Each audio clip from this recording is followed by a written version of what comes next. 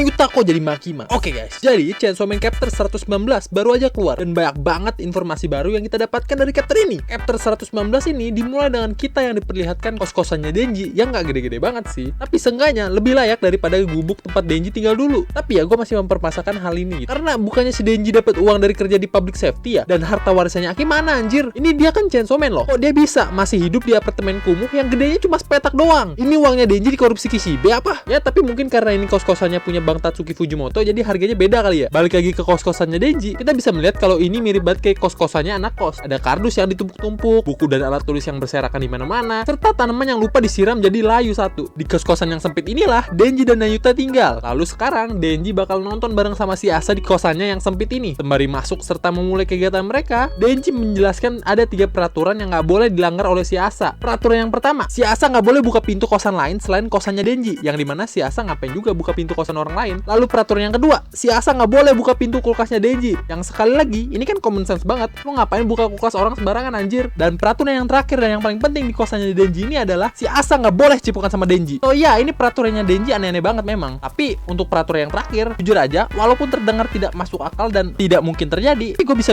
jamin ke kalian, ada kemungkinan kecil hal ini mungkin saja terjadi. Gue di sini ada di pihak Denji karena lu pikir aja, apalagi yang bakal dilakukan sepasang anak muda yang penuh kasmaran kalau ternyata film yang mereka tonton berduaan di kosan yang gelap ini ternyata ngebosenin dan sampai bikin mereka ngantuk.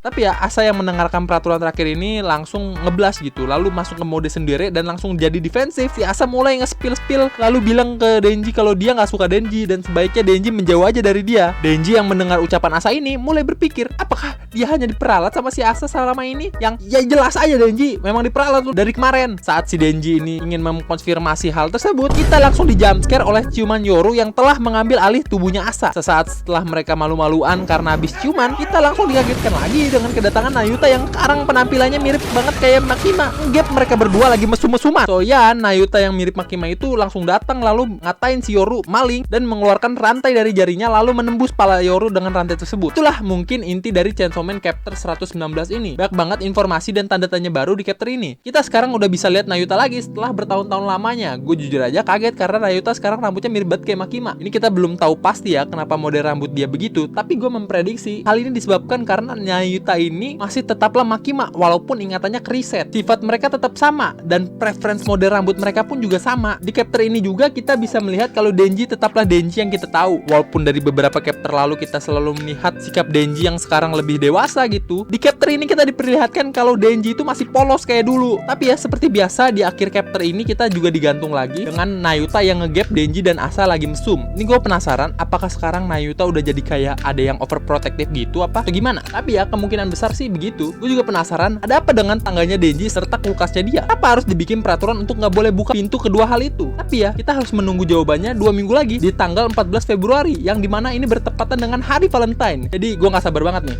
Jadi guys, bagaimana? Apakah kalian puas lihat Makima jadi cebol?